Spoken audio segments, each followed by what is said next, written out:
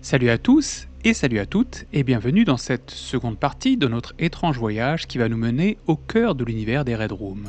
Comme je l'ai mentionné dans le premier épisode, aujourd'hui, cette fois, nous allons aborder des sujets bien plus difficiles que lors de la première partie, qui se limitaient alors à poser les bases sur ce que sont les Red Rooms et leurs cousins, les Snuff Movies. Nous avions terminé cette première partie, cette première vidéo, en explorant plusieurs exemples de snuff relayés par des articles de journaux, souvent publiés bien avant l'ère d'Internet. Mais aujourd'hui, où en est-on ? Peut-on toujours affirmer sans hésitation que les snuff et les Red Rooms ne sont que des légendes urbaines ? Ou bien ces légendes ont-elles finalement franchi la frontière de la fiction pour devenir réalité ?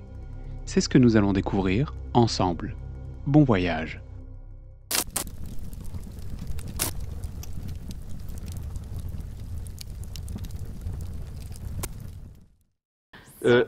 Je crois qu'il faut envisager à ce moment-là, quand on parle de réseau, sous l'angle économique. Parce que c'est un marché lucratif. Les cassettes Snuff Movies se vendent entre 10 et 20 000 francs suisses. Qu'est-ce que vous voulez dire par Snuff Movies ? Les cassettes avec mort d'enfants réels. Alors, j'entends, on en reviendra. Ces cassettes existent. Il y a déjà quelques années en Belgique, on en a découvert, mais on en parle effectivement assez peu dans les médias. Mais elles existent. Dans le dernier chapitre de la première partie de cette vidéo sur l'iceberg des Red Rooms, nous nous étions quittés en explorant plusieurs cas de snuff movies qui ont eu lieu ou ont failli se produire avant la démocratisation d'Internet. Ces exemples nous ont souvent montré que, bien que les snuffs soient souvent encore perçus comme des légendes urbaines, certains faits démontrent leur existence. La réalité a ainsi quelque part fini par rejoindre la fiction, certes. Mais est-il possible de trouver de tels produits de nos jours sur Internet ? Pour rappel, et afin de clarifier les bases, voici les 4 critères qui définissent ce qu'est un snuff movie. Le non-consentement d'une victime, en général un acte sexuel, le meurtre avec option de torture, et enfin la création d'un film dans un but lucratif. Concernant les Red Rooms, les critères sont à peu près similaires.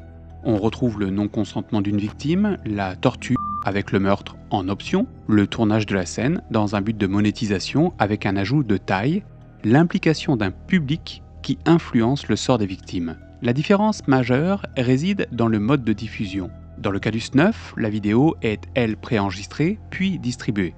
Tandis que dans le cas d'une Red Room, l'ensemble se déroule en direct. Enfin, il est important de noter que les Red Rooms sont généralement associés à une couche bien spécifique d'Internet, le Dark Web. Mais comme nous sommes ici dans un iceberg, il nous faut plonger progressivement dans cet univers sombre. Et pour cela, une question essentielle s'impose. Une question qui va orienter notre enquête. Qu'en est-il de la représentation de la mort sur Internet ? Mais comment vas-tu répondre à cette question ? Eh bien, en allant voir ce qu'il se passe dans une zone bien particulière de l'âme humaine, nommée le gore. Je ne pense pas vous apprendre grand-chose en rappelant que depuis la création d'Internet, et plus particulièrement l'essor des réseaux sociaux, les contenus à caractère gore sont omniprésents. Cependant, dans cet univers, il est important de distinguer 2 types de contenus. Le gore à visée éducative et celui qui n'a aucune finalité pédagogique. Attends, du gore éducatif ? Ça existe ça ? Alors je sais que cela peut sembler étrange dit ainsi, mais cette distinction, je l'ai trouvée en lisant une étude de Meg D.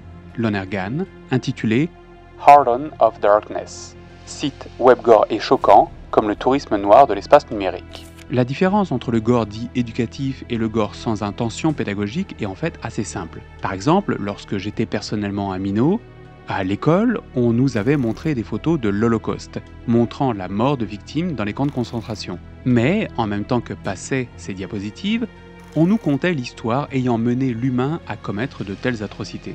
Nous sommes bien là face à des images choquantes, à caractère gore, puisque certaines images montraient des cadavres, mais à but éducatif, puisqu'impliquant tout un narratif entourant les clichés. Il en va de même aujourd'hui, par exemple, au travers des informations télévisées, où on peut nous parler de guerre et de mort tout en nous montrant les images de ces dernières. Le but étant de nous expliquer une situation actuelle. L'objectif n'est donc pas de se délecter de la mort de l'autre, mais d'informer et de marquer les esprits en utilisant des images frappantes. À côté de cela, il existe aussi un type de contenu gore brut, consommé pour satisfaire une curiosité malsaine et instinctive du spectateur. Dans une autre étude publiée en 2017 par Steve Jones, L'origine des excréments, il explique: une part de l'attrait de ces vidéos choquantes réside dans le plaisir de s'identifier à la majorité normative et d'expérimenter l'étrangeté, tout en restant à une distance sécurisée. La capacité de vivre quelque chose d'inédit pour un moment, puis de retourner à la vie normale, est au cœur même du tourisme. Jones considère donc le voyeurisme gore comme une forme de tourisme digital, où le spectateur recherche ce type de contenu pour conforter sa position normative dans la société. Ouais, et en y réfléchissant, c'est un peu pour ça que toi, moi et nous tous sommes ici, hein. Exactement, et notre objectif n'est pas de voir la mort pour ce qu'elle est pour elle-même, mais d'en comprendre les circonstances qui y ont mené. Nous ne cherchons pas des scènes morbides gratuites, hors contexte, mais l'analyse d'une situation. Depuis l'arrivée d'Internet, les sites diffusant des scènes de mort ou de violences gratuites se sont multipliés. Voici par exemple une capture d'écran sortie d'un site provenant de l'Internet de surface, menant à de nombreux sites gore. Le gore gratuit se consomme sans modération sur des sites bien visibles, souvent désignés sous le terme de shock site ou site choquant en français. Le premier site de référence dans le domaine du gore était Rotten.com, lancé vers la fin de l'année 1996 par une entreprise spécialisée en communication nommée Soylent Communication, fondée par un certain Thomas Dale. Rotten.com collecte des images et des informations provenant de nombreuses sources pour offrir aux spectateurs une expérience vraiment désagréable. On y trouvait alors tout type d'images gore en libre service, et sa popularité a rapidement explosé. La politique de Rotten.com était simple: promouvoir la liberté d'expression, jouer sur le sensationnalisme, créer une sous-culture en ligne et influencer la manière dont les médias étaient consommés sur Internet. C'était le premier site connu à offrir un accès direct au gore sans contexte ni retenue. Et maintenant, voici pour vous une petite anecdote qui illustre très bien l'aura de subversion entourant ce site et surtout son créateur. Thomas Dale, le fondateur de Soylent Communication, avait en effet un jour acheté un nom de domaine, Mattel, M-A-T-E-L-L, très proche du nom de Mattel, M-A-T-T-E-L, se rattachant à la célèbre marque de jouets.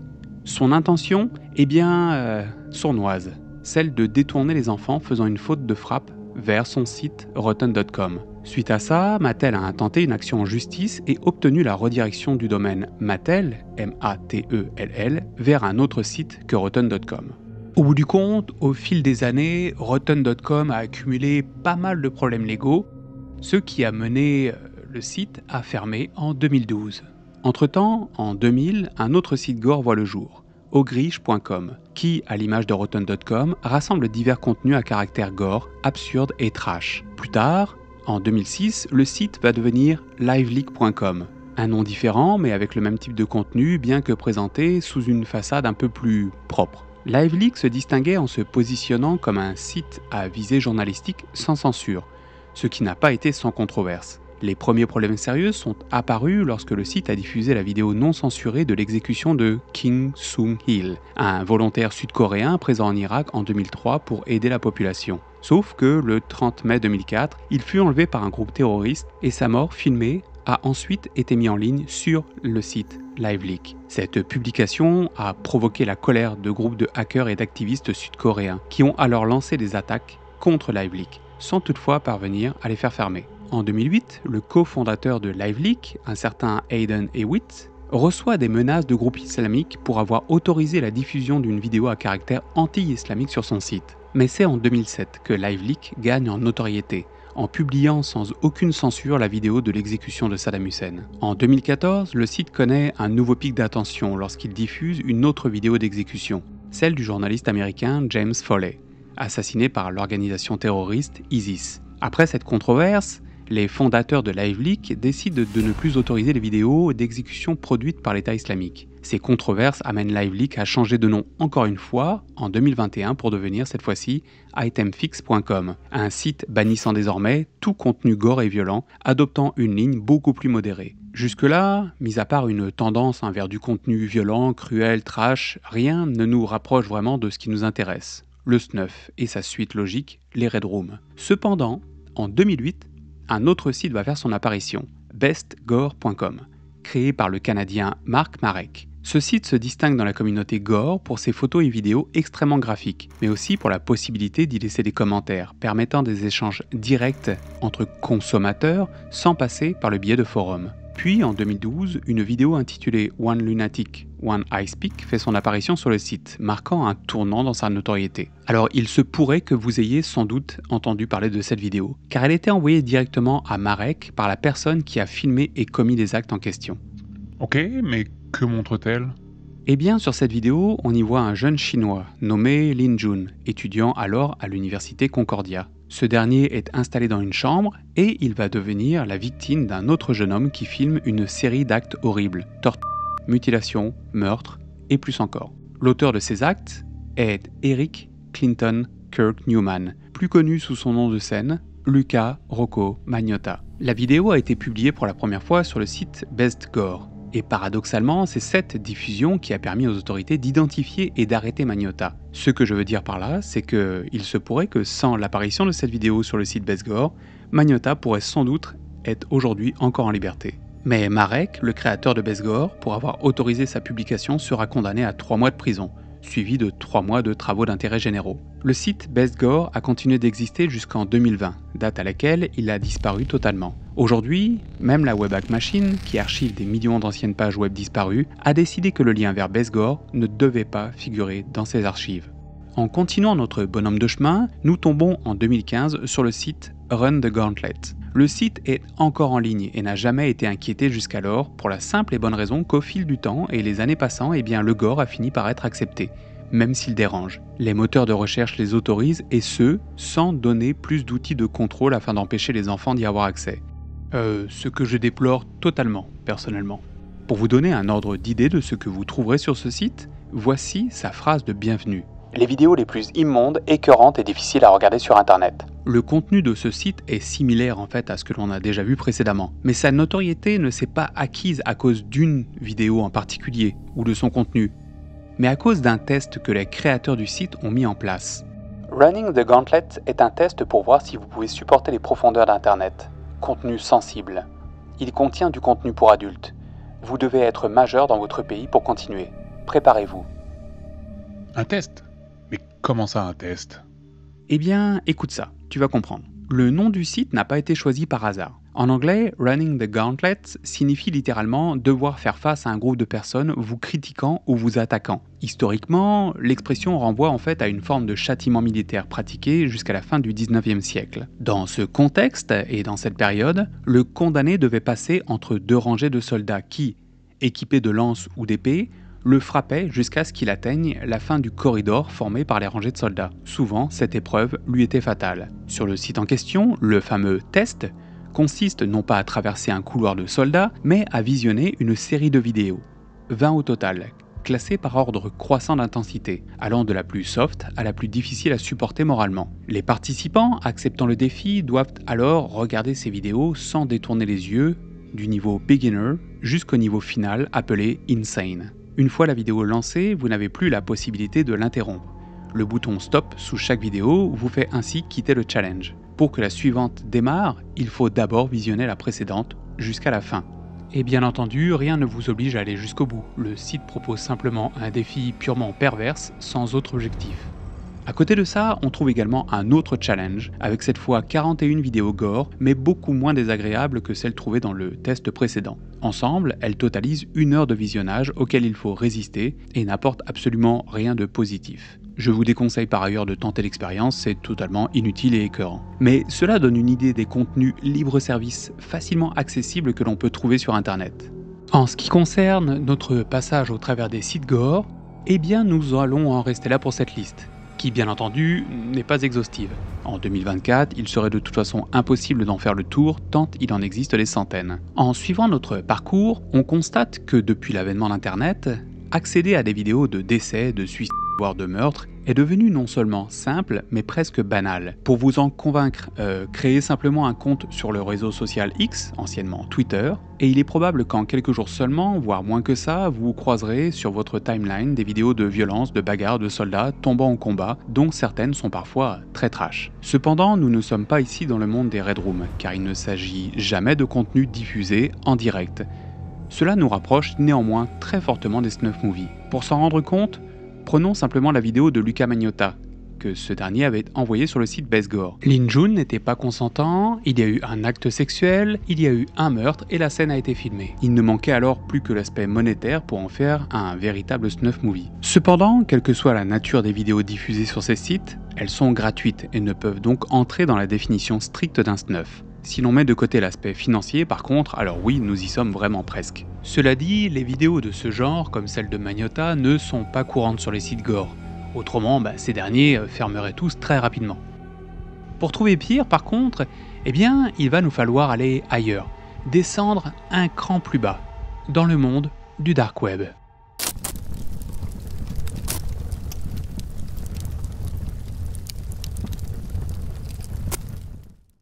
Cette fois, nous allons plonger encore un peu plus profondément dans le troublant. Dans le chapitre précédent, nous avons constaté que les sites affichant du contenu gore foisonnent sur le web de surface, jusqu'à envahir parfois les fils d'actualité de nos réseaux sociaux. Je ne vais pas par contre m'attarder ici à décrire en détail l'exploration que j'ai menée sur le dark web, car elle s'est révélée un peu traumatisante. Dans la vidéo que vous visionnez actuellement, vous me voyez en train de naviguer sur le dark web, cherchant des sites à caractère gore pour vérifier si leur contenu diffère de celui du web de surface. Pour ce faire, je me suis amusé à effectuer cette recherche en utilisant plusieurs mots-clés, en passant par divers moteurs de recherche spécifiques au dark web. Au début, mes recherches ne m'ont montré que des sites similaires à ceux du web de surface, avec les mêmes types de contenus. Alors en effet, durant cette recherche, je suis tombé sur, bien entendu, beaucoup de sites internet avec des extensions en .net ou en .org, qui sont les extensions régulières utilisées sur l'internet de surface. Sauf que quand on parle de dark web, ce sont des sites internet avec l'extension .oignon que l'on recherche, contrairement aux autres qui vont être .fr, ou comme je l'ai déjà dit, .net ou .org. Puis finalement, j'ai fini par tomber sur une piste. C'est en utilisant un moteur de recherche bien spécifique et un mot-clé bien précis, que je ne vais pas ici divulguer pour ne pas inciter à ce genre de recherche, que je suis tombé sur quelque chose que j'aurais préféré ne jamais voir de ma vie. J'ai découvert un site regroupant de nombreuses vidéos montrant des personnes subissant des sévices à caractère sexuel, ainsi que des actes de torture. Et le tout, semble-t-il, sans leur consentement. Dans certaines de ces vidéos, en particulier celles issues d'Asie ou d'Amérique du Sud, les victimes finissaient par succomber. Regarder ce contenu m'a été personnellement extrêmement difficile, et à plusieurs reprises, je me suis demandé si tout cela n'était pas qu'une mise en scène. Cependant, ce doute s'est vite dissipé lorsque je suis tombé sur une vidéo en particulier. Une vidéo que je pensais disparue d'internet depuis des années, mais malheureusement, ce n'était apparemment pas le cas. Alors je ne peux pas aborder en détail le sujet qui suit. Pourquoi ? Parce qu'il y a une année de cela, j'avais réalisé une vidéo sur ce thème, sur cette vidéo, en retraçant la vie d'un pédocriminel tristement célèbre. Mon but était de comprendre comment il en était arrivé à commettre les actes dont nous parlerons dans un instant. Malheureusement, après quelques mois, YouTube a décidé de strike ma chaîne et de supprimer la vidéo, tout en m'accusant bien entendu au passage de faire l'apologie de la pédophilie. Ce qui fut une grande joie pour moi. Super. Mais comme je sais que ce sujet va éveiller votre curiosité, je me dois d'en parler brièvement. Il s'agit d'une vidéo intitulée Daisy's Destruction, réalisée par un certain Peter Scully. Peter Gérard Scully, aussi connu sous le nom de Peter Riddell, est un Australien qui a fui son pays en 2011 pour échapper à des poursuites judiciaires pour fraude. Il s'est installé aux Philippines et c'est là qu'il est devenu, en profitant de la misère de plusieurs familles, l'un des pédocriminels les plus prolifiques et les plus détestés d'Internet. Scully a fondé une entreprise de production de matériel pédopornographique en ligne nommée No Limit Fun. C'est dans le cadre de cette entreprise qu'il a produit l'une des vidéos les plus horrifiantes connues à ce jour, Daisy's Destruction. Vidéo dans laquelle une enfant de 18 mois est maltraitée par la complice de Scully, une certaine Lysil Margallo. Alors je ne décrirai pas cette vidéo ici, cela n'a pas de sens, mais imaginez le pire et vous serez sans doute très proche de la réalité. La vidéo, quant à elle, a circulé pendant un temps sous la forme d'une légende urbaine, tant elle semblait inimaginable. Sauf que, hélas, elle existe bien. À l'époque, la vidéo était vendue par Peter Scully au prix de 10 000 € par l'intermédiaire de forums via le dark web. Mais un jour, un certain Matthew Graham, alias Lux, surnommé le roi du hardcore, a mis la main sur cette vidéo et a décidé de la diffuser gratuitement sur un site du dark web appelé Hurt to the Core. La diffusion de cette vidéo a permis aux autorités d'identifier Peter Scully ainsi que sa complice, menant à leur arrestation en 2015. Aujourd'hui, tous deux sont emprisonnés aux Philippines. Mais cette vidéo, du coup, Daisy's Destruction, est-ce que c'est celle que tu as vue? Hélas oui, c'est sûr que c'est celle que j'ai vue puisque j'ai reconnu la scène ainsi que l'endroit où tout cela a été filmé. Et est-ce qu'alors c'est un snuff movie?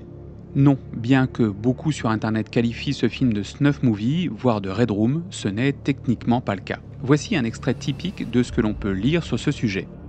Cependant, il y a eu des cas où les forces de l'ordre ont affirmé avoir fermé des Red Rooms ou arrêté leurs opérateurs. En 2015, le FBI a arrêté un homme nommé Peter Scully aux Philippines, accusé d'avoir dirigé une Red Room appelée Daisy's Destruction. Le site aurait diffusé des vidéos montrant Scully torturant et abusant sexuellement de jeunes enfants, ce qui en ferait l'un des exemples les plus extrêmes de Red Room jamais découverts.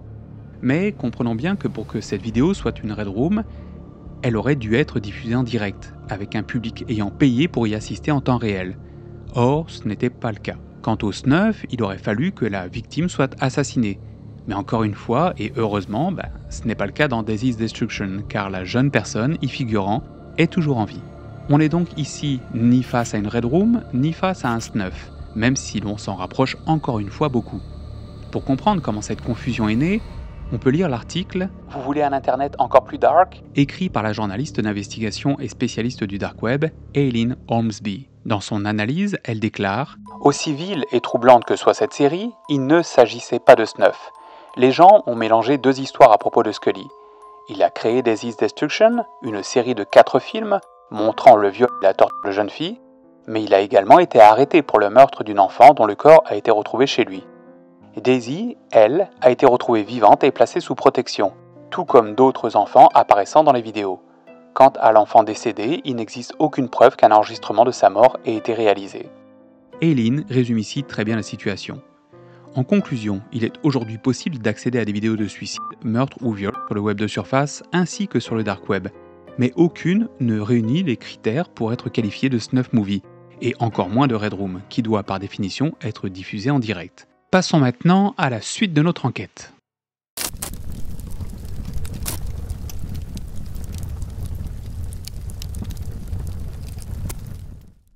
Dans le cadre de mon investigation, j'aurais pu aussi mentionner les vidéos chocs de torture d'enfants réfugiés libyens perpétrées actuellement par des milices anti-gouvernementales. Vidéo choc d'enfants réfugiés tués en Libye. La Libye, déchirée par la guerre, est devenue un archipel de la torture pour les migrants vendus en esclavage. Ces vidéos circulent très souvent sur les sites gore, mais elles ne sont bien entendu pas monétisées. Ceci est un exemple parmi d'autres de ce que l'on peut trouver sur ces sites gore, et il en existe encore bien plus. Mozambique. La torture par les forces de sécurité dans des vidéos horribles doit faire l'objet d'une enquête. Depuis la naissance d'Internet, ce type de contenu prolifère, et il est peu probable qu'une loi puisse y mettre un jour un terme. Pour les milices, cartels ou groupes extrémistes comme l'État islamique, ces vidéos sont devenues des outils de propagande, consommés par un public avide de sensations fortes. Mais il existe un autre niveau à explorer, le gore dans les réseaux privés. En parlant de réseaux privés, je fais référence aux plateformes d'échange comme celles qu'on trouve sur le réseau social Telegram. Souvent, lorsqu'il est question de snuff ou de Red Room, le dark web est cité comme cet endroit redoutable où tout est accessible du meilleur comme du pire, mais surtout comme du pire, sous couvert d'anonymat.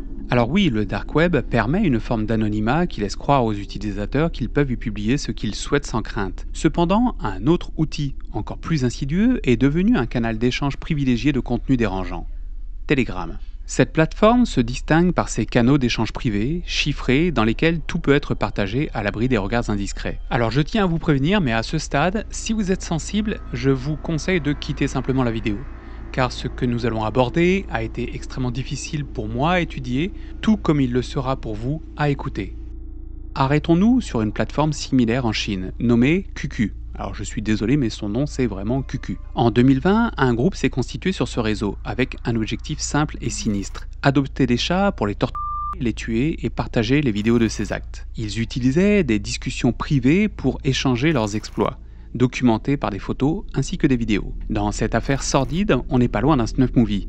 Il y a des victimes, de la torture qui mène à la mort, et le tout est filmé. Cependant, pour qu'il s'agisse d'un snuff movie, il manquait encore une fois l'aspect payant et l'inclusion de violences sexuelles. Mais à propos de cette histoire, je vais diverger légèrement. Il est important de savoir que le gouvernement chinois n'a pas encore renforcé les lois sur les droits des animaux de compagnie, ce qui permet, entre autres, à de tels groupes d'agir librement. Mais des groupes d'activistes de protection animale, eux, s'organisent contre cela. Comme dans cette vidéo que des activistes ont mis en ligne directement dans un des groupes du réseau QQ, partageant du contenu présentant de la torture animale.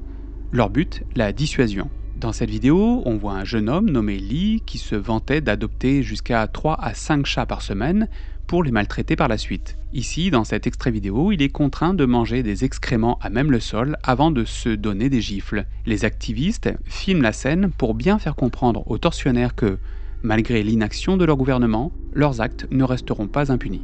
Voilà, fin de cette petite aparté. Sauf qu'il ne faut pas penser que ce type de cas ne se limite qu'à la Chine. En Angleterre, en 2022, une femme du nom d'Orm gérait un groupe sur le réseau social Telegram, dont le but abject était de payer pour voir des bébés macaques arrachés à leur mère subir des maltraitances avant d'être assassinés. Orm et ses associés payaient une quinzaine d'euros pour accéder à ces vidéos, produites, elles, en Asie. Les journalistes de la BBC se sont infiltrés dans l'un des principaux groupes de torture sur Telegram, où des centaines de personnes échangeaient des idées de torture extrêmes et recrutaient des individus en Indonésie et d'autres pays asiatiques pour les mettre en œuvre. Ce groupe a depuis été démantelé, mais bien que l'on soit proche d'un snuff movie, ce n'est encore une fois pas le cas. Alors excuse-moi, mais c'est réellement atroce. Ce dont tu parles là, c'est réellement atroce. Alors oui, je le sais, ça l'est. Mais éviter d'en parler ne ferait que permettre à ce genre d'affaires de perdurer dans le silence. Au contraire, il est essentiel de prendre conscience de leur existence pour pouvoir les combattre. En gros, on ne peut oxyre une ombre que si l'on en connaît la source. Dans les deux exemples que je viens de mentionner, on constate qu'un snuff ou une red room n'implique pas forcément une victime humaine. Les animaux, moins bien protégés que les humains, deviennent des cibles faciles pour les esprits les plus perverses. Et vous allez voir avec le cas suivant que cela peut aller encore plus loin.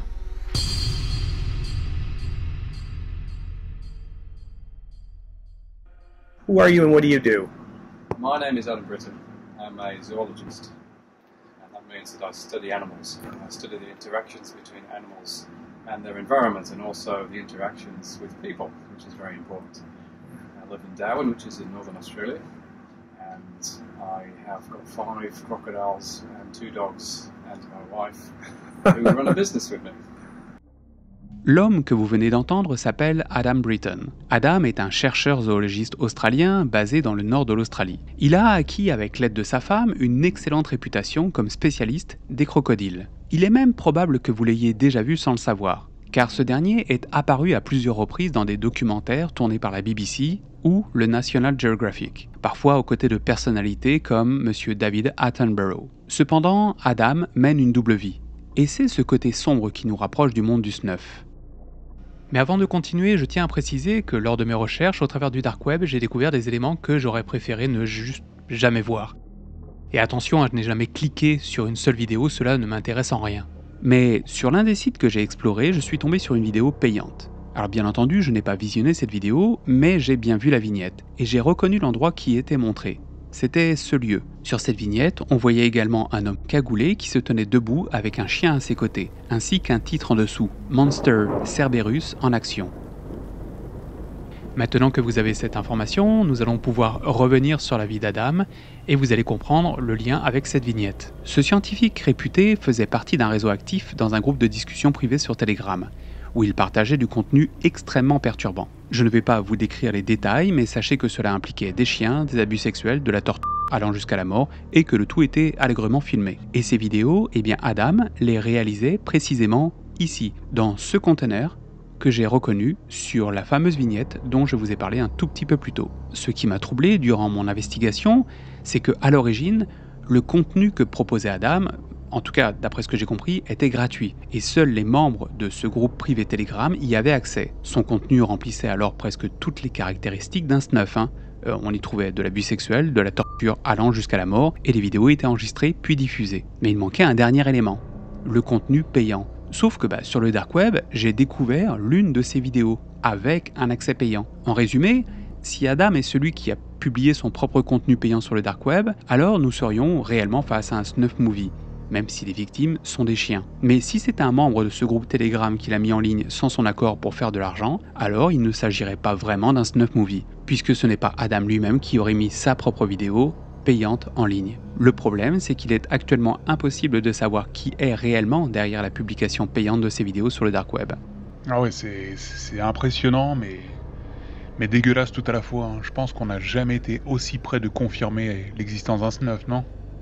En effet, bien que cela soit particulièrement tordu, il est possible qu'un snuff de ce type existe. Pour compléter l'histoire, Adam a été reconnu coupable de ces actes perpétrés sur un total de 52 chiens. Reportedly filmed himself torturing them, sexually assaulting them, and often killing them. But last week, Adam Britton was sentenced to a pathetic 10 years imprisonment for the torture, rape and killing of dogs and the possession of child abuse material in the Northern Territory. Britton was a zoologist and crocodile expert in Darwin who used Gumtree to source free-to-put home dogs by convincing people that their beloved companion was going to a loving home, only to take the animals to what he referred to as his torture room and reportedly filmed himself torturing them, sexually assaulting them and often killing them.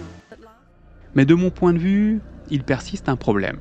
Vous venez d'entendre l'avocate représentant les victimes, c'est-à-dire les chiens, expliquer qu'au final, Adam n'a écopé que de 10 petites années de prison. Et ce n'est pas un cas isolé. À l'autre bout du monde, dans l'Ohio, un de ses contacts, un certain Lucas Russell Van Voort, ancien militaire à la retraite, a également été arrêté pour avoir produit le même type de vidéo. Au total, les autorités ont découvert 4 vidéos enregistrées par Lucas, impliquant des chiens, pour lesquelles il a été condamné à 97 mois de prison, soit environ 8 années. C'est tout. Sachez qu'en 2010, le Sénat américain a adopté une loi contre ce type de contenu, appelée Crush Video Act. Alors les Crush Video sont les noms donnés à ce type de contenu. Et dans cet acte qui a été validé par l'État américain, eh bien les peines sont similaires à ce que prendrait un humain s'il avait perpétré ce genre d'acte sur un autre humain. Pour vous donner un ordre d'idée des peines que l'on pouvait alors prendre, eh bien je pourrais parler de l'histoire de Brent Justice et sa complice Ashley Richard, qui ont été condamnés à 50 années de prison pour l'un et 10 années pour l'autre, pour avoir filmé la torture de chats. La différence dans les peines vient de l'implication de Brent, qui concevait, filmait et vendait ce contenu en ligne, notamment via Telegram, faisant par ailleurs au passage rentrer son contenu dans le cadre du snuff movie. Alors pourquoi Lucas, impliqué dans ces actes encore plus graves, n'a-t-il reçu que 8 années ?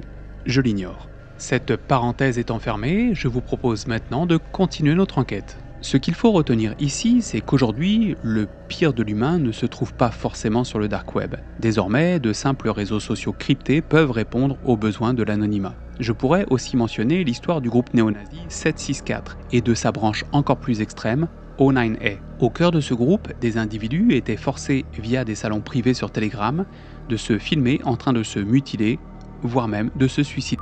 Voici par exemple ce que dit cet article provenant du site Wired. Sophia a également été témoin de personnes se blessant gravement lors de live streams de Red Room, généralement diffusés sur des sites du dark web et partagés dans des chats 764. Ces expériences étaient traumatisantes. J'ai vu une fille se pendre dans son placard, raconte alors Sophia, ajoutant que la fille a survécu. J'ai vu quelqu'un se tirer une balle en plein visage. Dans cet extrait, une certaine Sophia, qui a été témoin des activités du groupe O9A ou 764, mentionne des Red Rooms. Cependant, le terme est utilisé ici à la légère, car personne ne payait pour voir ce contenu, même s'il était diffusé en direct, non pas sur le dark web comme elle le pense, mais sur Telegram. Je précise cela car j'ai réalisé une vidéo il y a quelques mois sur ces canaux Telegram privés utilisés par certains groupuscules pour inciter les victimes à s'automutiler, voire se suicider. On pourrait alors penser que, même si le contenu n'est pas diffusé sur le dark web, nous ne sommes pas très loin encore une fois d'une Red Room ou d'un snuff. Il y a une victime, un live, parfois un mort, le tout en public. Il ne manquait plus qu'une participation financière pour en faire une Red Room cette fois-ci. Et si vous souhaitez en savoir plus, eh bien je vous mets le lien en description. Au cours de mon enquête, je me suis intéressé aux différents supports permettant l'échange de contenu illégal. Au-delà du dark web, nous avons exploré l'implication de réseaux sociaux dans la diffusion de médias illicites. Nous avons d'abord évoqué le réseau QQ en Chine, puis l'application Telegram, qui est très largement utilisée aujourd'hui. Mais maintenant, penchons-nous sur un autre exemple, cette fois-ci avec WhatsApp, qui a été utilisé pour partager des perversions particulièrement abominables. J'ai découvert cette affaire en me baladant dans les archives du département de la justice du Vermont aux États-Unis. Un jeune homme de 38 ans, Sean Fiore, a un jour pris contact avec une jeune femme, vivant au Venezuela, nommée Vázquez Flores. Leur relation, qui était amicale au départ, a rapidement évolué en une relation d'affaires. La communication entre nos deux protagonistes a commencé en septembre 2018 via l'application WhatsApp et a rapidement pris une tournure inquiétante. Lors de conversations privées, Fiore a demandé à Flores si elle pouvait kidnapper des enfants pour se filmer en train de les torturer ou filmer un adulte dans la même situation, le tout pour la modique somme de $600. Flores a rapidement accepté la demande et, en octobre 2018, elle a envoyé un lien à Fiore, un lien menant à la vidéo qu'il l'avait demandé. Au total, dans le même mois, Fiore a reçu ainsi 3 vidéos de ce type. L'affaire, déjà bien sordide, aurait pu en rester là. Sauf que non. En décembre 2018, Fiore a relancé la discussion, avec une demande encore plus folle. Vázquez Flores aurait ensuite utilisé WhatsApp pour communiquer avec Fiore et discuter de son désir d'acheter une autre vidéo montrant la torture et le meurtre d'un autre esclave kidnappé. Fiore a envoyé des spécifications concernant les types d'abus physiques, d'humiliation et les modalités de la mort qu'il souhaitait voir dans la vidéo. En décembre 2018, Fiore a accepté de payer $4000 pour cette vidéo. En avril 2019, Vázquez Flores aurait envoyé à Fiore un lien hypertexte menant vers un fichier vidéo de 58 minutes, montrant les abus sadiques demandés et la possible mort d'un homme adulte. Les vidéos produites par Flores sont parvenues au FBI qui, suite à une enquête rapide, a permis l'arrestation de Fiore aux États-Unis et de Flores au Venezuela. Fiore a été condamnée à 27 années de prison, tandis que Flores attend son extradition vers les États-Unis où elle sera jugée et condamnée. Bien que le département de la justice n'utilise jamais le terme de snuff dans le cadre de cette affaire, les médias, eux, l'emploient. Nous avons donc ici le cas d'un snuff movie, sans aucun doute. En théorie, et c'est la base sur laquelle je me suis appuyé pour faire cette vidéo, mais pour qu'un contenu soit considéré comme un snuff, 4 critères doivent être réunis, dont l'abus sexuel. Cependant, dans le cas de Fiore, aucun abus sexuel n'a été commis avant le décès de victime. Par conséquent, ce n'est pas un snuff au sens strict de la définition.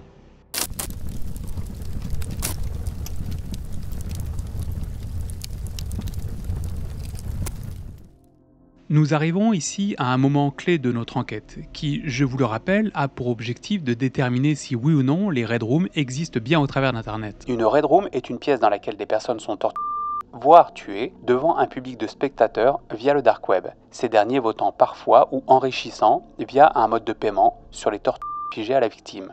Pour la suite de notre investigation, cette définition sera notre référence pour déterminer si ce que je vais vous montrer relève ou non des Red Rooms. Mais avant de continuer, je dois clarifier 2 points essentiels. En premier lieu, est-il possible de diffuser un stream en direct sur le dark web ? C'est une question que j'avais par ailleurs soulevée lors du premier épisode consacré aux Red Rooms. Est-il possible de streamer sur le dark web ? Alors je vous le dis tout de suite, mais cette question est extrêmement importante et on va aborder ce sujet dans la seconde partie de vidéo qui sortira dans quelques jours. Puis, en second lieu, il est crucial de distinguer un livestream gore d'un livestream de Red Room. Commençons par le premier point.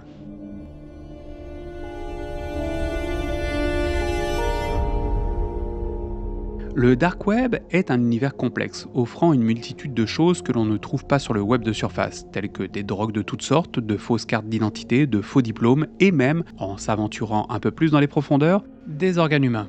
Ceux-ci ne sont bien entendu que des exemples, je ne suis pas là pour en faire une liste exhaustive de tout ce que l'on trouve.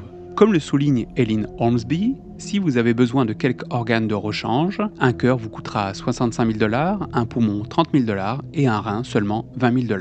En parallèle, on peut également tomber sur des objets plus insolites, comme par exemple une tête d'humain réduite, disponible pour la somme de 1 500 €. Cependant, attention, rien ne garantit l'authenticité de ce type de produit, et faire des achats sur le dark web comporte toujours des risques. Outre ces marchés, le dark web abrite aussi des forums, des journaux et de nombreux sites tout à fait ordinaires, semblables à ceux que l'on retrouve sur le web de surface. Cependant, il existe également des sites plus extrêmes, dissimulés, proposant du contenu gore bien plus choquant que ce que l'on peut trouver sur des moteurs de recherche classiques. Ces sites sadiques exploitent la fascination pour la mort et la souffrance d'autrui. Nous avons vu que ce type de contenu peut, dans certains cas, s'apparenter à des snuff movies, où l'horreur et l'ignominie semblent sans limite. Mais il est une chose, un point suscitant particulièrement la controverse, la possibilité de diffuser un livestream sur le dark web.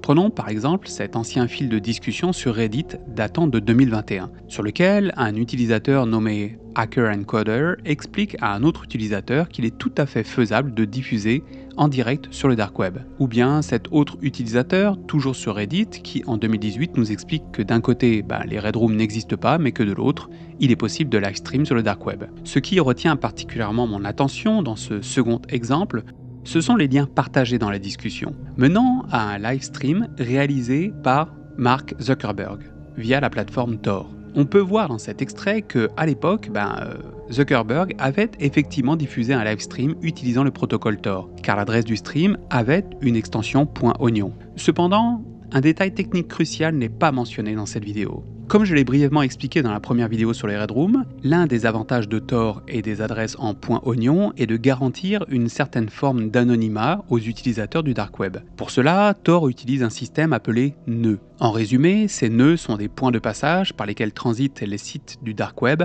avant d'atteindre votre ordinateur. À chaque passage, les données sont encryptées, rendant ainsi le lien entre le site et l'utilisateur presque impossible à tracer. On peut par ailleurs physiquement voir ces nœuds, comme ici sur ce moteur de recherche du dark web. En haut à gauche, un symbole vous permet en cliquant dessus de voir les nœuds par lesquels le site est passé avant d'arriver à vous. Il est même possible de modifier ce chemin à volonté en demandant à Tor de générer un nouveau circuit. La contrepartie, c'est que ce passage par les nœuds ralentit considérablement la bande passante, ce qui peut allonger le temps d'affichage d'un site sur votre écran. Lorsque Mark Zuckerberg a fait son live stream au travers du dark web, il a utilisé un protocole bien spécifique de Tor, appelé le Single Onion Service. Voici la définition donnée par le site officiel de Tor. Un Single Onion Service est un service oignon qui peut être configuré pour des services ne nécessitant pas d'anonymat, mais souhaitant offrir cet anonymat aux clients se connectant à leur service. Les Single Onion Service utilisent seulement 3 relais dans le circuit, au lieu des 6 relais habituels pour les services oignons. Est-ce que vous voyez là le problème ?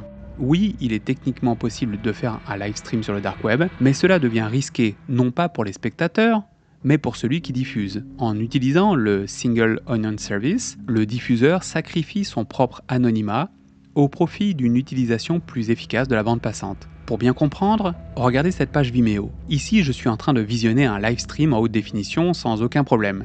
Et pour cause, le site utilise un Single Onion Service. Le live ne passe que par 3 relais avant d'atteindre mon ordinateur. Maintenant, si je me rends sur un marché noir en .oignon, on peut observer qu'il y a 3 relais visibles, mais aussi une indication nommée Onion Site Relay, ce qui signifie que le site passe en réalité par 6 relais pour garantir l'anonymat de l'utilisateur derrière le site. Et ces multiples relais sont essentiels pour qu'une Red Room puisse exister, car cela garantit l'anonymat de celui qui envoie le flux vidéo. Il est également techniquement possible de mettre en place un live stream en utilisant toutes les capacités d'anonymisation du protocole Tor. Cependant, cela réduirait considérablement la bande passante, empêchant un stream de haute qualité et rendant l'image moins fluide. Et pour vérifier tout cela, je me suis lancé à la recherche de live stream sur des sites en .oignon. Le problème, c'est que lors de ma recherche, je suis tombé systématiquement sur des sites à caractère pornographique. Et aucun d'eux ne proposait d'option live sur la page d'accueil, sauf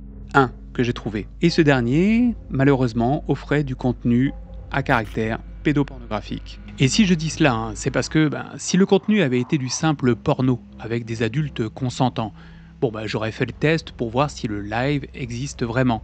Mais avec des enfants dans l'équation, c'est hors de question. Dégoûté par la prolifération de ce genre de site sur le dark web, je n'ai évidemment pas créé de compte pour vérifier si l'option live fonctionnait réellement. Ça ne m'intéresse pas du tout et j'ai de suite fermé la page. À ce stade de mon enquête, je ne peux donc toujours pas affirmer avec certitude si une véritable Red Room existe au travers du dark web. Passons maintenant au second point que j'ai mentionné plus tôt, faire la distinction entre un livestream gore et celui d'une Red Room.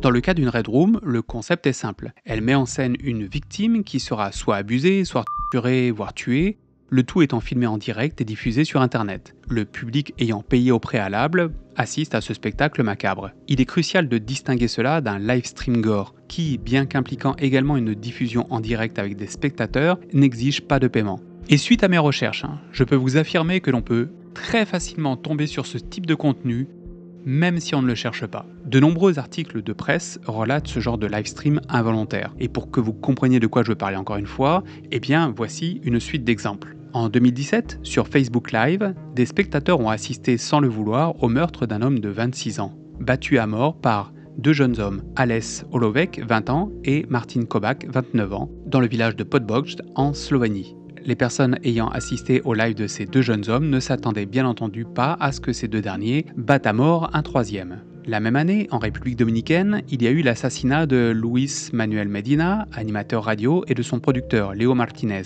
qui a été diffusé en direct également sur Facebook Live.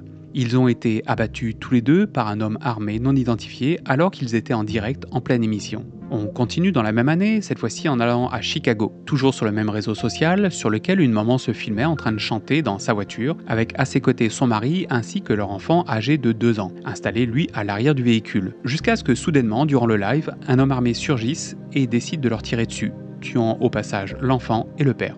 Même année, même pays et même état. Et sur le réseau social Periscope.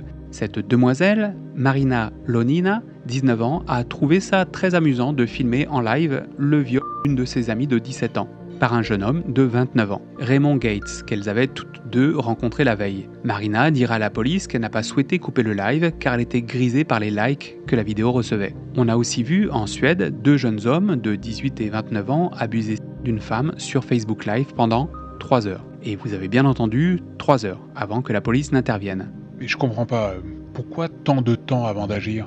Eh bien c'est absurde, mais le public alors présent durant le live pensait assister à une sorte de mise en scène, une comédie orchestrée. Malheureusement, eh bien ce n'était pas le cas. Et il y a eu une véritable victime, et des coupables. Mais la police est bien intervenue 3 heures trop tard. Le mal était fait. Et des exemples de la sorte, je pourrais vous en donner des dizaines. Il en existe beaucoup. Et ces derniers présentent du contenu gore, puisqu'il y a présence de cadavres, voire d'abus sexuels et de meurtres en live stream. Sauf que ces contenus sont plutôt inattendus. Ce que je veux dire par là, c'est que les personnes qui regardent ces lives ne les regardent pas en pensant que ce genre d'événement va arriver. L'intention n'est donc pas là. Maintenant que nous avons clarifié que réaliser un live stream sur le dark web est très peu pratique et que des live streams gore peuvent exister de manière non intentionnelle, avançons vers le concept des Red Rooms.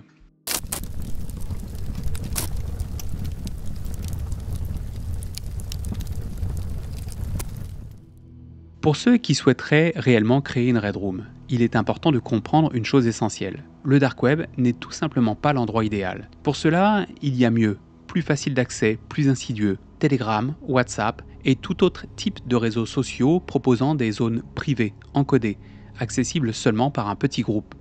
Et qu'est-ce que tu veux dire par réseau social privé ? C'est quoi ça ? Eh bien, quand je dis privé, je parle ici de plateformes dont l'existence nous est souvent inconnue, jusqu'à ce qu'elles soient démantelées. Je vous ai trouvé un exemple, nommé EncroChat. EncroChat est un réseau démantelé en 2020 par Europol. Ce dernier ne reposait pas sur le partage de données en ligne, mais fonctionnait via des canaux privés et des téléphones portables encryptés. Ce réseau, mis en place par de grands groupes criminels, servait de plateforme d'échange et de communication entre malfaiteurs. Grâce à la surveillance d'EncroChat par les forces de l'ordre, il y a eu 6558 suspects qui ont été identifiés, 739 millions d'euros en liquide qui ont été saisis et 154 millions d'euros ont été bloqués sur des comptes bancaires. En outre, des centaines de biens matériels tels que des véhicules, des bateaux, des avions ou des maisons ont été confisqués, ainsi que des centaines d'armes à feu, plus 3,3 tonnes d'héroïne, 160 tonnes de cannabis et 100 tonnes de cocaïne. Mais il n'y a pas de contenu gore, ni de snuff, ni de Red Room. Non, il n'y avait pas de contenu gore, de Red Room ou de snuff, quoi que ce soit. Mais cet exemple est là pour illustrer comment des outils peuvent être créés par le grand banditisme pour dépasser les limites d'Internet, allant bien au-delà du web de surface et même du dark web. Ils sont ainsi capables de concevoir leur propre réseau. Et si des Red Rooms existent sur de tels réseaux, il est fort probable que nous n'en entendrons jamais parler. Et comme je l'ai dit plus tôt, il est possible d'échanger du contenu multimédia de manière extrêmement privée en dehors du dark web. Une histoire par ailleurs récente qui s'est déroulée en France illustre très bien cette possibilité. C'est le cas de Bolem Bouchiba, un graphiste de renom ayant travaillé pour des entreprises prestigieuses comme Pixar ou Disney, comme on peut le voir sur cette image qui présente plusieurs des films d'animation auxquels il a contribué. Cet homme, condamné par la justice en 2014 pour avoir agressé sa belle-fille âgée de 8 ans, n'a visiblement pas tiré de leçon de cette sanction judiciaire. Quelques années plus tard, les autorités internationales vont en effet découvrir des aspects encore plus sombres de sa personnalité. L'enquête démarre en fait en 2020. alors que Bolem se trouve à l'aéroport de San Francisco, prêt à embarquer pour rentrer en France. Les douaniers américains constatent qu'il a menti lors de sa demande de visa pour entrer aux États-Unis, en omettant de mentionner cette fameuse condamnation qu'il a eue en 2014. En poursuivant leur vérification, les douaniers découvrent également un signalement le concernant pour des, je cite, « transferts de fonds suspects vers les Philippines ». Son téléphone portable est alors saisi pour inspection. Et sur ce dernier, les autorités vont ouvrir une véritable boîte de Pandore. Ils vont alors découvrir des photos et des vidéos à caractère pédo, mettant en scène des petites filles asiatiques. À la suite de cette découverte, la police saisit et analyse ses ordinateurs et disques durs, et ce qu'ils vont y découvrir dépasse l'entendement. Entre 2012 et 2021, confortablement installé derrière son écran, Bolem utilisait des forums pour contacter des familles démunies aux Philippines. Une fois le lien établi, il poursuivait les échanges via WhatsApp pour engager des discussions plus privées. C'est alors qu'il demandait aux parents si, moyennant finance, ils accepteraient de mettre en scène leurs enfants. Une expression qui ici ne se réfère pas ni à un jeu ni à une pièce de théâtre. Son objectif était clair, voir ses enfants souffrir par tous les moyens possibles.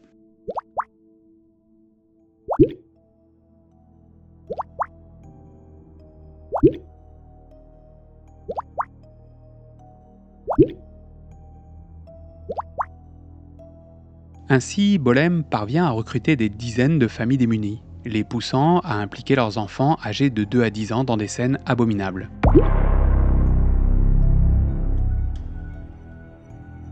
Pour s'assurer d'assister en direct à ces horreurs, il insiste pour que le tout soit diffusé en live stream en utilisant Skype. Exploitant la misère humaine, Bolem, confortablement installé derrière son écran, donne ses instructions dans le chat, orchestrant chaque aspect de ces scènes sordides. Mais c'est atroce. Et tout ça, c'est déroulé en live stream, en direct ? Oui, et malheureusement, il ne s'agit pas d'un cas isolé. En Australie, une étude a par ailleurs été menée sur ce phénomène, intitulée « Les Australiens regardant des enfants se faire abuser en direct, une analyse des transactions financières ». Et les outils sont souvent les mêmes, WhatsApp, Skype, mais surtout Telegram qui propose une option live sur sa plateforme. Il est également révélé que ces scènes sont majoritairement filmées aux Philippines, où se trouvent la plupart des victimes exploitées, comme dans l'exemple du cas de Bolem que je vous ai cité. Du coup, si on reprend la définition d'une Red Room. Une Red Room est une pièce dans laquelle des personnes sont torturées, voire tuées, devant un public de spectateurs via le dark web, ces derniers votant parfois ou enrichissant via un mode de paiement sur les tortures infligées à la victime. Est-ce que quelque part ici nous y sommes ? Je vous pose la question. Nous avons ici une victime, des actes de barbarie, une transaction payée, un live stream ainsi que la participation d'un spectateur. Même s'il ne s'agit que d'un seul homme, qui dirige les actions pour voir la victime souffrir. Bien entendu, cette histoire ne se déroule pas sur le dark web, mais comme je l'ai expliqué plus tôt, faire un live sur le réseau Tor n'est pas ce qu'il y a le plus efficace. Des personnes comme Bolem appartiennent à une catégorie de consommateurs appelés cappers. Les cappers sont des individus qui payent pour du contenu de pornographie infantile diffusé en direct selon leur demande. Alors, une Red Room peut-elle exister en dehors du dark web ? Eh bien, je pense qu'on a ici une réponse à cette question. Et cet exemple n'est malheureusement pas isolé. Si vous suivez ma chaîne, vous vous souvenez peut-être que j'ai abordé, il y a 2 mois de cela, une autre Red Room, appelée Eunuch Maker. Suite à son divorce en 2016, Marius, comme je vous l'ai dit plus tôt, a donc complètement perdu la tête, tombant de toute son âme dans la folie en sacrifiant son propre corps. Mais son corps n'est pas assez, il lui faut également celui des autres. C'est ainsi qu'en 2017, il va mettre sur pied un site internet nommé the-em.com ou the-em.com, plus connu par son sous-titre Eunuch Maker. Dans ce cas, les diffusions en direct n'étaient pas réalisées via un réseau social, mais plutôt sur un site internet accessible depuis le web ordinaire. Dans cette histoire, j'avais expliqué que ce monsieur, Marius Gustafsson, avait créé un site appelé Eunuch Maker, également connu sous le nom de The-em ou EM, où se retrouvaient des personnes souhaitant subir des mutilations de leurs parties intimes. Ce site comportait une section réservée aux abonnés, offrant divers privilèges, dont celui d'accéder au live stream d'hommes subissant des castrations. Un homme autoproclamé fabricant d'eunuques, qui castrait des clients consentants, vendait des parties de corps et diffusait certains de ses actes en direct, a été condamné à la prison à vie par un tribunal britannique. Dans cet extrait, il est mentionné que certains clients étaient consentants, mais ce n'était pas le cas pour tous. En effet, des victimes non consentantes ont également été impliquées dans cette affaire, et ce sont elles qui ont permis l'arrestation de Gustafsson et de ses complices ainsi que la fermeture de son site. Et une fois de plus, cette histoire présente des caractéristiques proches de celles d'une Red Room. Nous avons des victimes, des actes de barbarie, le tout est diffusé en direct avec un accès payant. Dans les deux cas précédents, il est évident que des situations s'apparentant au Red Room existent bel et bien, même si elles ne se déroulent pas nécessairement sur le Dark Web. On pourrait même dire qu'aujourd'hui, les créateurs de contenu illicites exploitent d'autres moyens pour diffuser leurs crimes, grâce à ces fameux réseaux sociaux cryptés. L'une des histoires qui a le plus éveillé les consciences envers ce problème est celle de la Nth Room, ou Ninth Room. C'est durant l'année 2019 que la Ninth Room a été découverte, grâce à deux événements indépendants l'un de l'autre. D'un côté, un homme connu sous le pseudonyme de Joker est entré en contact avec un journaliste, Kim Wan, travaillant alors pour le journal Ankyore, pour lui parler d'un étrange groupe présent sur le réseau social Telegram. Ce groupe, selon ses dires, partagerait du contenu mettant en scène des jeunes demoiselles, voire des enfants, victimes d'un personnage nommé God, lequel les manipulerait pour obtenir des vidéos, photos à caractère pornographique. Les médias ensuite obtenus sont partagés sur des groupes privés appelés Room, ou salon en français, mais ici je préfère garder le terme Room, ce sera beaucoup plus facile pour raconter la suite de l'histoire. Des rooms, il n'en existe que 8 au début, très peu actives mais présentes, et toutes proposent le même genre de contenu. Puis un jour, la Ninth Room est arrivée, avec une particularité, celle d'offrir des victimes aux membres qui peuvent alors, moyennant finance, décider du sort de ces dernières. En parallèle à ça, un petit groupe d'étudiants journalistes, Won Eun-ji et Park Ji-hyun, participant à un concours d'investigation, décident d'enquêter sur un phénomène sur lequel ils sont tombés par hasard sur internet quelques mois plus tôt, présentant une victime âgée d'une douzaine d'années performant des actes sexuels explicites, ainsi qu'une vidéo montrant une adolescente avec sur le corps le mot « esclave » d'inscrit, elle aussi performant des pratiques sexuelles. Les deux amis journalistes en herbe vont alors se faire appeler la Team Flame. Au cours de leur investigation, ils vont finir par tomber sur un site nommé avsnoop.tech, géré par un certain Watchman. La personne derrière ce compte gérait une room sur Telegram, nommée Gotham Room, et proposait un lien d'invitation via son site pour y accéder. Et voici le genre de titre que l'on pouvait retrouver sous les vidéos présentes dans sa room. Torture des tétons, cousin, stimulation à l'aide de ciseaux, petit frère ou encore homme invité. Il aime également à partager des données, comme ici, où il montre le nombre de participants présents sur chacune des rooms connues à l'époque. On peut alors voir qu'il y a 1083 personnes sur la room 1, 403 sur la room 2, etc. Sur un autre screen provenant de ses fils de discussion, on peut voir que sa propre room, appelée la Gotham Room, accueille 3135 participants à elle seule, ce qui est plus que n'importe laquelle des rooms numérotées de 1 à 8. Avec le temps, Watchman va commencer à mettre en avant une autre room, la 9e, celle qui donnera son nom à toute cette enquête, la Ninth Room, dirigée par un certain God. Sur ce screen, il explique que cette nouvelle room va encore plus loin dans la déviance, dans la coercion des victimes, qui vont jusqu'à devenir des esclaves. Si une esclave s'échappe, je vais révéler son visage et dévoiler ses vidéos sur internet. Signé God. Et les thèmes proposés sur la Ninth Room sont plus étoffés que celles que proposait Watchman. Caca, pénétration, jeu anal, automutilation avec couteau, stimulation avec un ciseau, consommer de l'urine, petit frère, torture de la poitrine, nu en public. À ce moment de l'histoire, la Team Flame prend la décision d'avertir la police, qui va alors ouvrir une cellule d'enquête. Cette fois-ci, les choses dans notre histoire commencent à devenir sérieuses, puisque nous avons sur le coup un journaliste, celui du journal Ankyore, ainsi qu'une petite équipe d'enquêteurs en herbe, la Team Flame, le tout accompagné en parallèle d'une cellule d'investigation de la police. L'infiltration n'est pas évidente. La Team Flame étant déjà bien incrustée au sein du groupe, ils deviennent naturellement les indiques de la police. Tandis que le journaliste d'Ankyore s'immisce de son côté dans la Ninth Room. Il sera très vite repéré à cause des questions indiscrètes qu'il se met à poser à plusieurs membres du groupe, et ces derniers vont par ailleurs lui demander de stopper ça tout de suite, chose qu'il sera forcé de faire sous peine de créer plus de victimes. La logique du leader de la Ninth Room étant « plus tu restes, plus je vais forcer mes esclaves à produire le pire du pire ».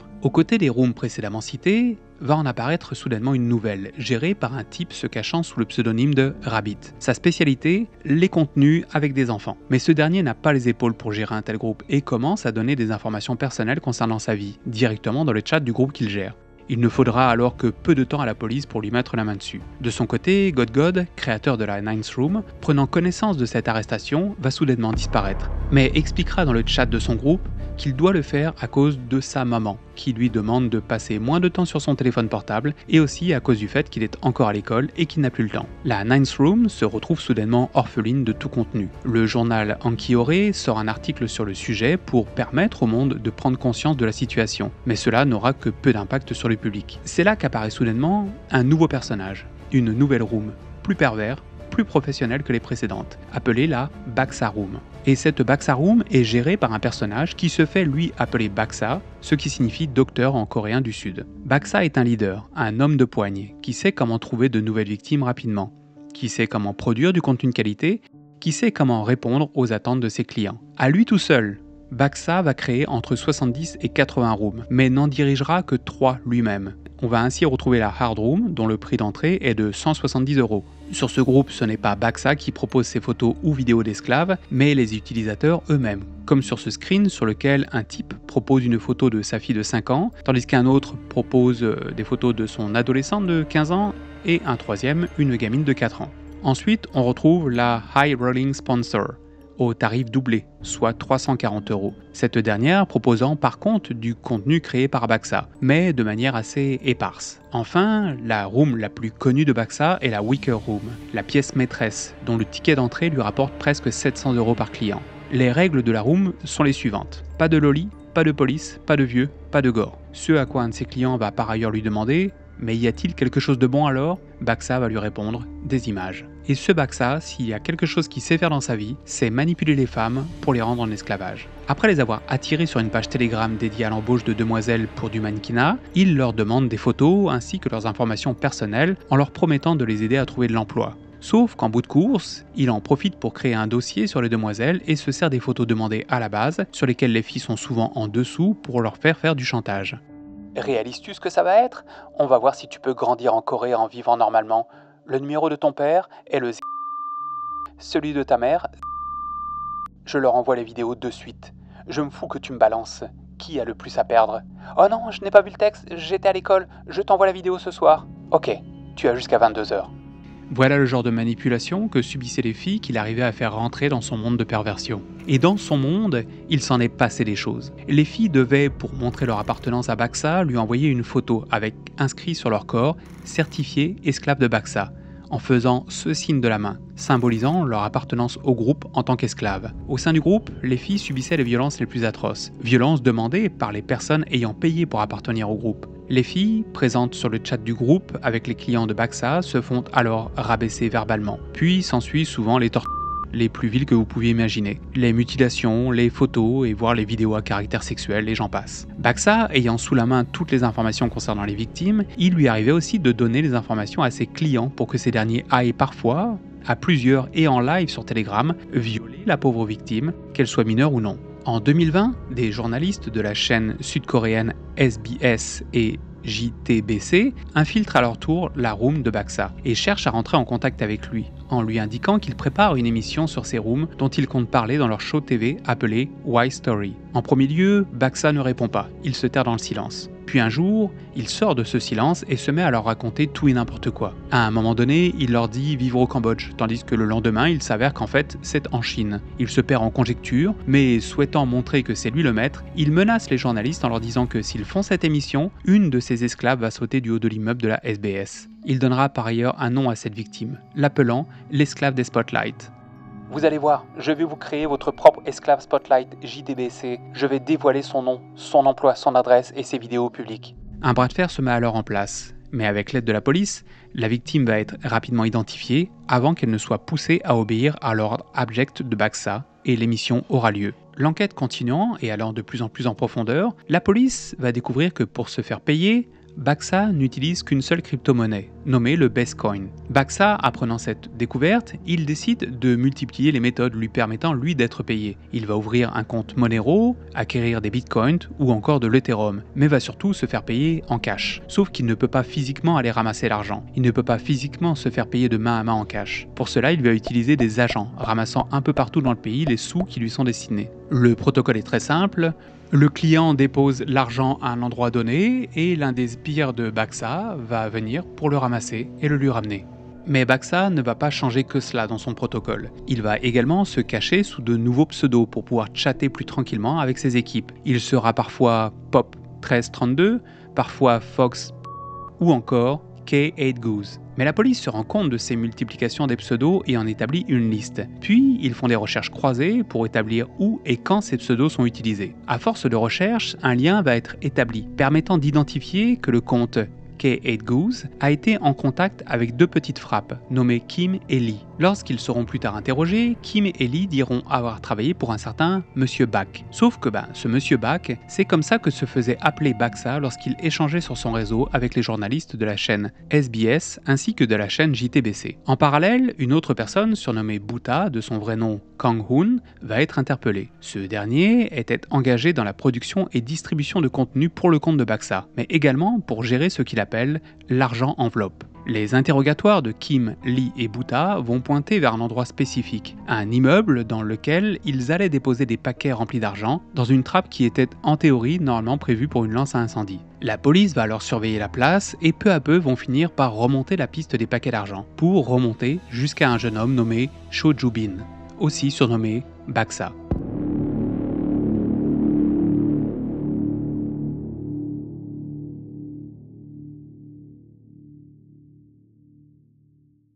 Et qu'en est-il de ce type-là, God? Il s'est pas fait arrêter, lui?